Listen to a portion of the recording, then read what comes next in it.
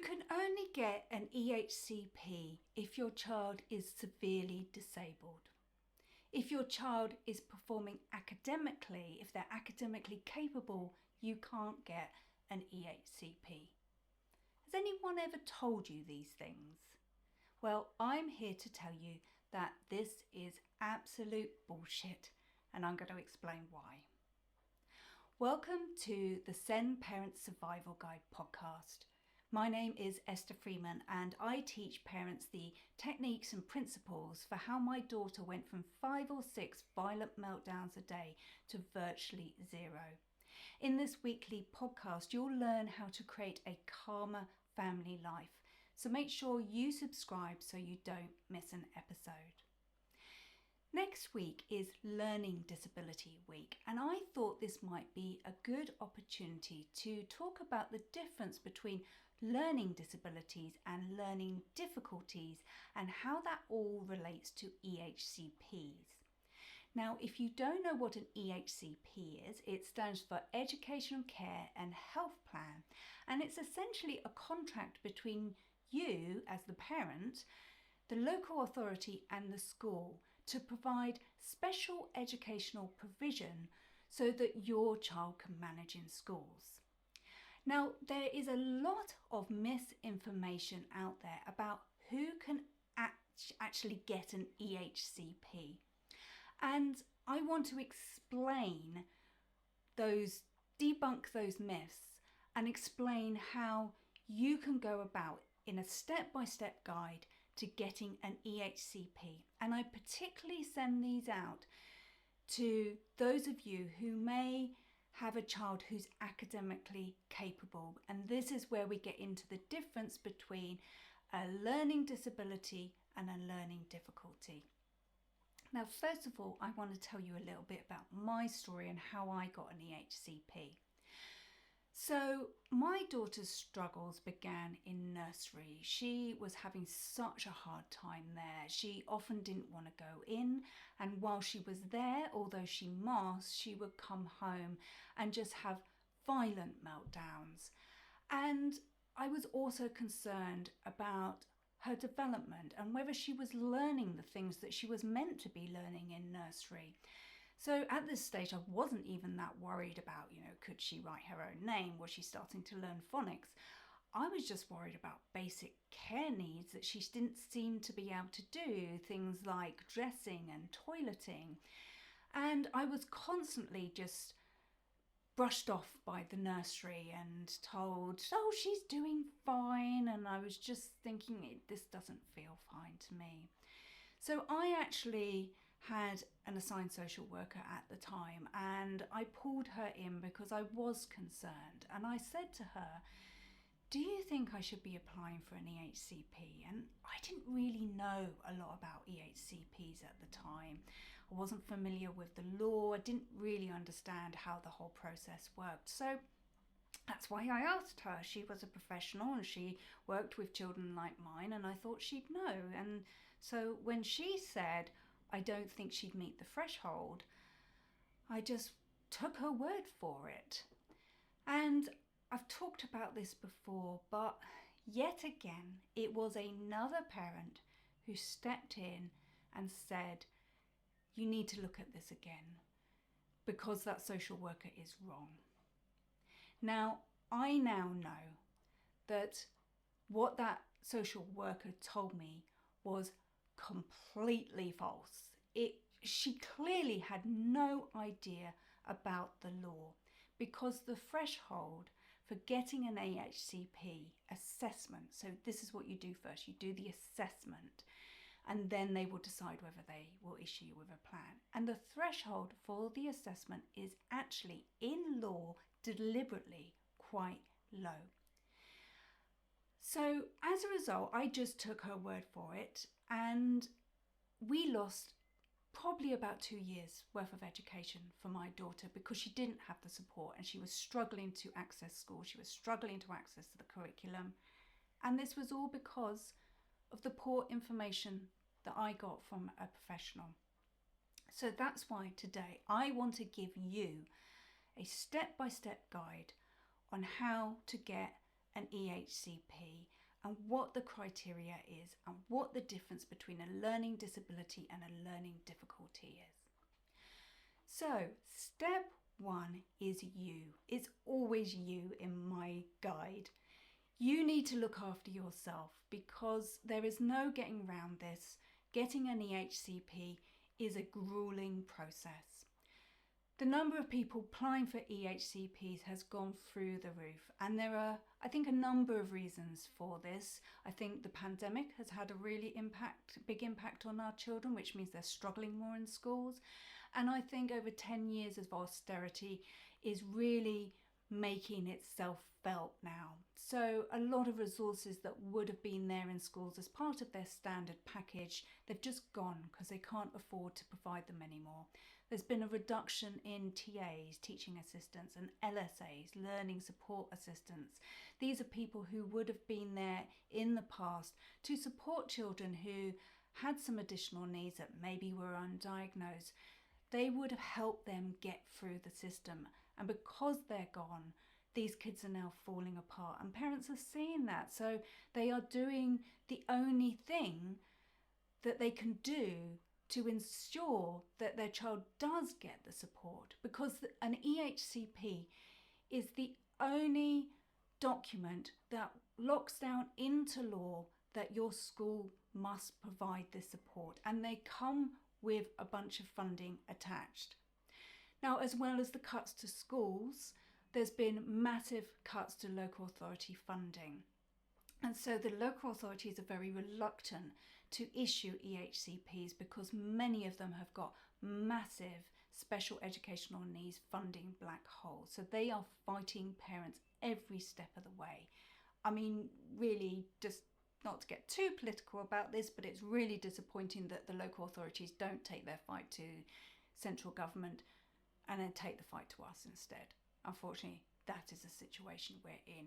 So if you're going to go for an EHCP, you're going to have a struggle on your hands. There's no other way to put that. But that means what you need to prioritise is your self-care to make sure you've got the energy to fight. Now, those of you who have listened to my podcast or watched some of my videos before will know that one of the techniques I promote to manage your self-care is tapping, or emotional freedom technique. And I promote this so heavily because it's so amazing. It's free, you can do it on yourself, you can lock yourself in the bathroom to do it. It takes just a matter of minutes and it has dramatic results. Now, if you haven't heard of tapping or EFT before, then let me explain. It is basically a combination of the ancient Chinese tradition of acupuncture with Western psychotherapy. So we tap on various parts of the body while reciting various statements. And the parts of the body that we tap on is where we would put needles if we were doing acupuncture, but we're just tapping with our fingers, and that's what makes this so accessible. You're basically just tapping on yourself. Now, I have some free resources which explains tapping a bit further, as well as providing a guided tapping meditation that you can use really quickly at home. So I would say start off by using the link in the show notes or the description if you're watching this on YouTube, and sign up for those free tapping resources and just get yourself ready. Get yourself ready for war because you are going to need all the emotional capacity that you can muster for this process. So start off by looking after you, by getting those free resources directly into your inbox by following the link in the description and show notes. Now, the next step is to understand the law. And this is where we're going to get into the difference between a learning disability and a learning difficulty. Now, a learning disability is a diagnosed condition. And if your child has a learning disability, you probably know because you have a diagnosis. If you think your child does have a learning disability and you don't have a diagnosis, I have another episode which is called 10 Developmental Red Flags. You might want to have a look at that one to try and work out whether you need some additional support. And that episode will talk about the additional support. I'll put a link to that as well in the show notes or at the end of this video. Now, a learning difficulty is not a diagnosed condition, and it simply describes any child who is struggling to access school or the curriculum in any way. Now, that might be because of cognitive difficulties, diagnosed or undiagnosed. There could be things like dyslexia, dyspraxia, dyscalculia. All of these things count as a learning difficulty. It could also be social and emotional difficulties if your child is school refusing, if they're managing unprecedented levels of anxiety, which means that they can't concentrate in the classroom. So they could be meeting all their educational milestones, but because of anxiety, they're not reaching their full potential. This is a learning difficulty. Now, the EHCP framework is managed around a piece of legislation called the Children and Families Act 2014. And there's a very important section. It's part 3, section 19D.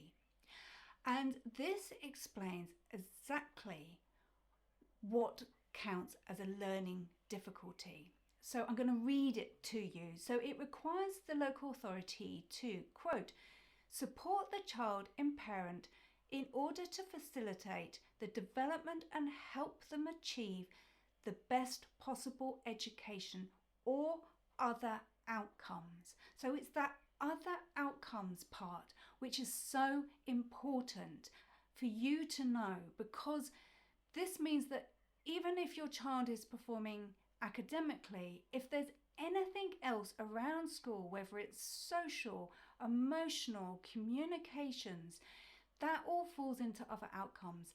And that clause is what says that the local authority must look into assessing your child.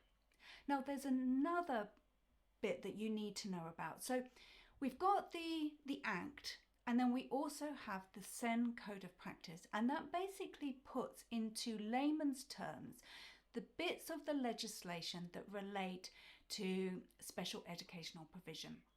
And I would really recommend that you go onto the government website and read the SEN Code of Practice. It's a chunky document, but you don't need to read all of it. There's sections on youth offenders and all sorts of other groups of children that you could probably skip through.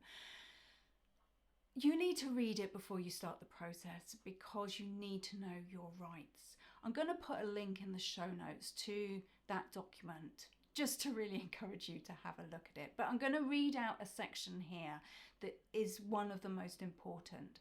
So it's section 36, and it says, quote, the local authority must consult the parent or young person, and after considering evidence, it is considered that the child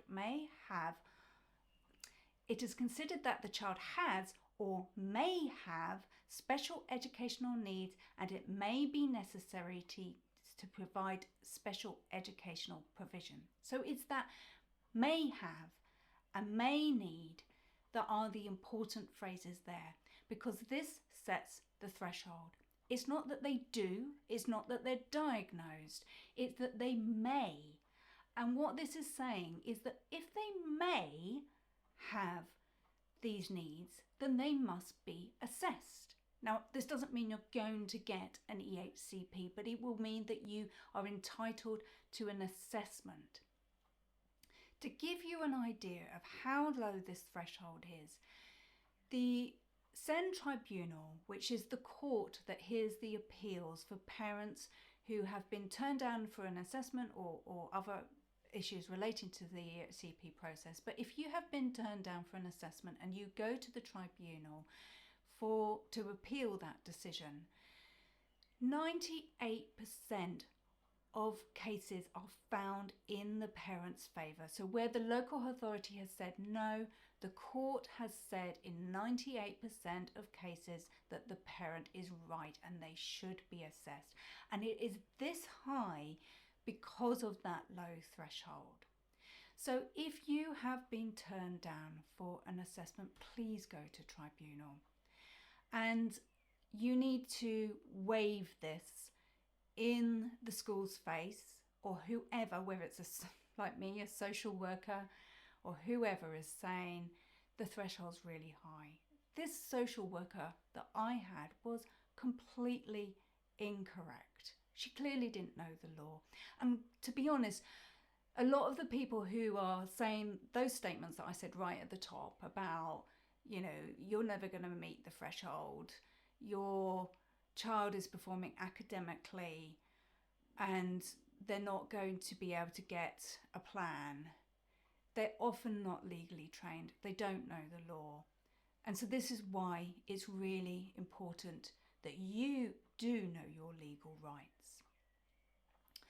So the third step for a parent embarking on the EHCP process is to have your support network around you. As I think I've already illustrated, a lot of the professionals who are meant to be there to support you often don't. They may stand in your way. They may give you incorrect information like my social worker does. So it's really important to have a network around you of people who know the right information. I'd really like to give a big shout out to EHCP, who are a charity that have legal volunteers who provide support to parents. Now they do have a helpline. It's really hard to get through to that helpline. I almost don't want to promote it because it is so hard to get through to it. I always compare it a bit like in the special educational needs world, it's a bit like getting Glastonbury tickets. You have to keep refreshing the page to try and get an appointment online.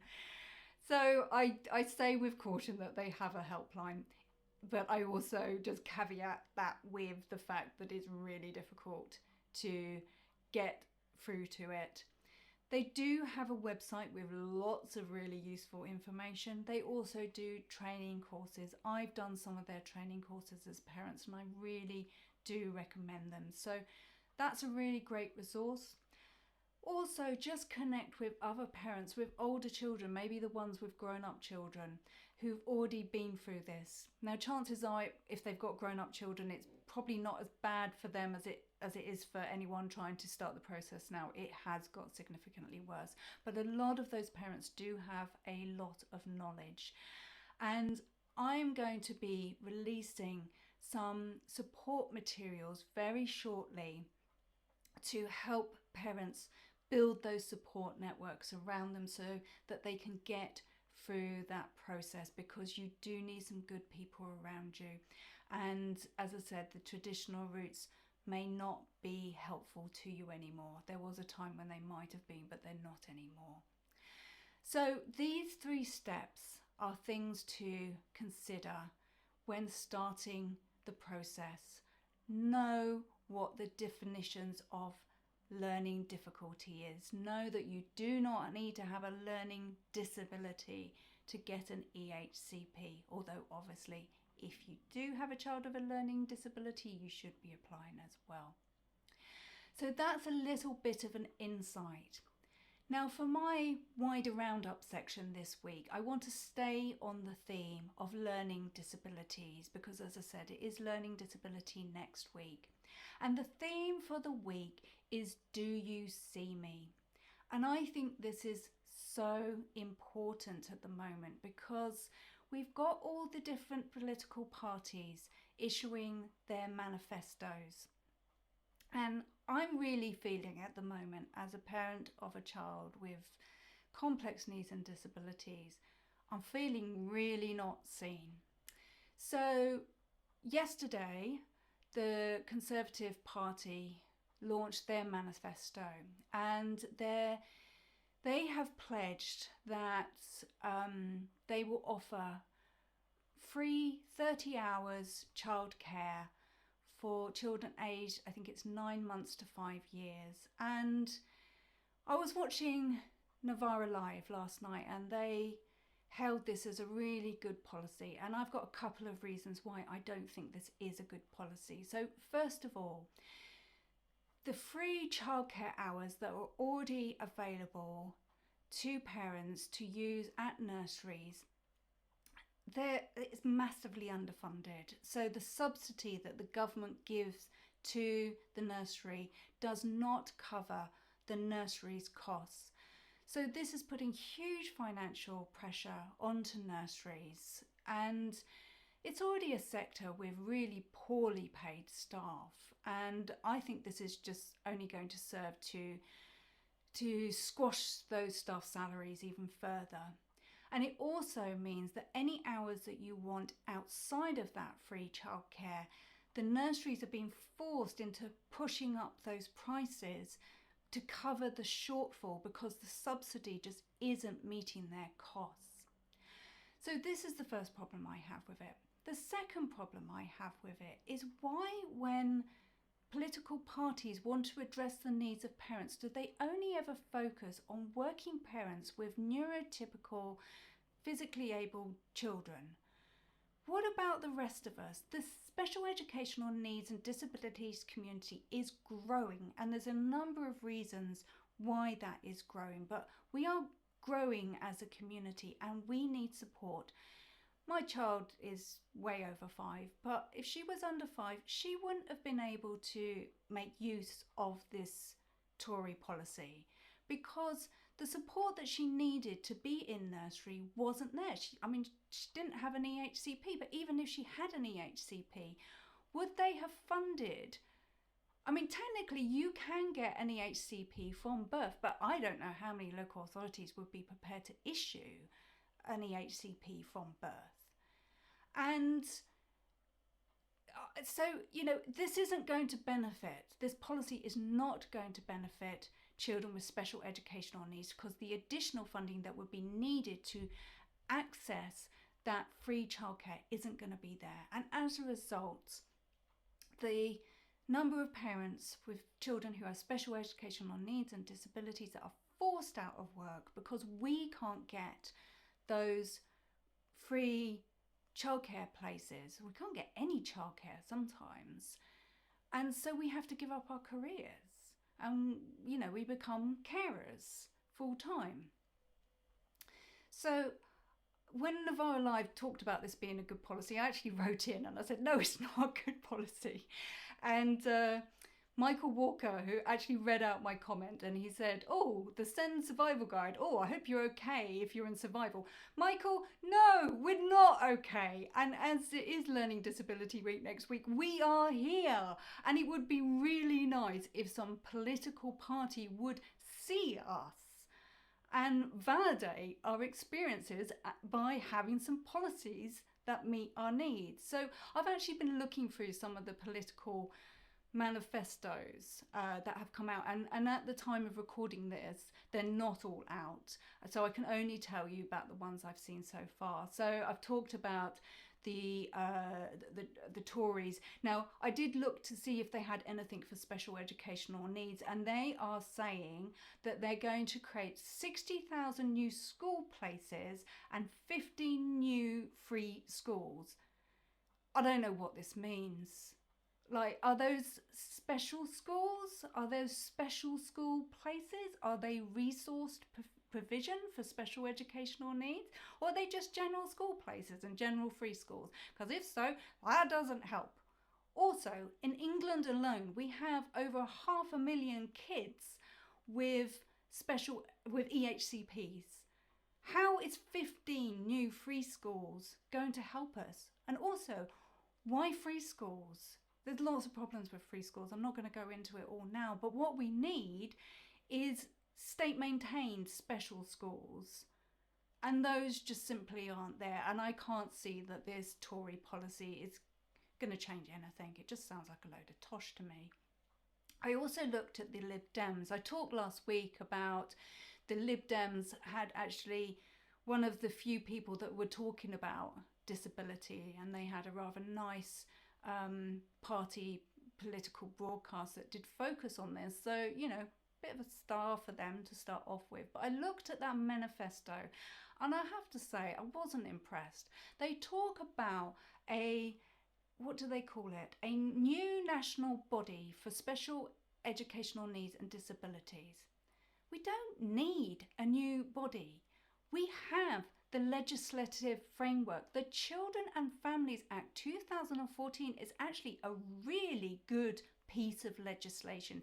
If you ask people like IPSI and other people in this field, they have no complaints about this piece of legislation. It's a good piece of legislation. The problem that we have is that we, one, don't have the funding in order to properly implement that legislation, and two, there is absolutely no accountability on local authorities when they wantonly break the law. That is what we need. We need funding and we need accountability. This new national body, I don't know what that's supposed to do, because it's not going to do either of those two things. And secondly, they have said that they're going to cut the £6,000 top-up funds that is currently given to schools. I mean, WTAF, why at a time when we need more funding are they going to cut that £6,000? Now, what they're saying is that this is a disincentive to schools. But this is just, so many shades of wrong. So what currently happens is that there is this top-up funding that goes to schools that have children with special educational needs. It's £6,000. It's quite complicated because it's not given to every single child with special educational needs. But there are some local authorities that say that the school needs to show that they have spent that money. And that's why the schools often refuse to apply to get a child an EHCP. But this is just really misunderstanding what this bit of money is. It's not the problem that they have this money. The problem is that they're not getting this money for every single child. So I don't know why you would take money away from schools. What we need to do is make sure schools have that £6,000 for every single child, or just find a different way of doing that funding. But it just seems at a time when schools are so already on their knees. My school particularly, the reason it is so financially screwed at the moment is because of the number of children that have special educational needs. We have a disproportionately high number. What the Lib Dems are proposing is going to make that even worse. None of the parties so far have said that they will plug the special educational needs funding black hole that is currently there. It's big. I think it's billions. I forget what the figure is now. That's what we need to do. We just need to properly fund this stuff, and then we wouldn't have this crisis. I'll be looking out later today, on this day of recording. The Greens are going to release their manifesto. The Greens are the only ones who have said that they would introduce a wealth tax, but at the moment I think they're suggesting that would be used to plug the massive funding gap in the NHS, which will obviously really benefit our community because our children are so reliant on NHS services like CAMS, the Children and Adolescents Mental Health Service, speech therapy, physiotherapy, all the rest of it. So that's good for us. But I don't know at the moment whether they're addressing the special educational needs and disability black hole in our education system. Have to look later on today. The Labour Party is releasing their manifesto tomorrow. When they released a pledge, they did have one sentence on special educational needs. I forget now exactly what it said. It didn't particularly excite me. I'm not holding out a lot of hope for them, especially as at the moment they don't seem to want to put out any policy that makes any kind of funding pledge. So in terms of what we need, in terms of having extra funds to fund these education, care and health plans, I wouldn't hold my breath. So that's the roundup of what we have this week.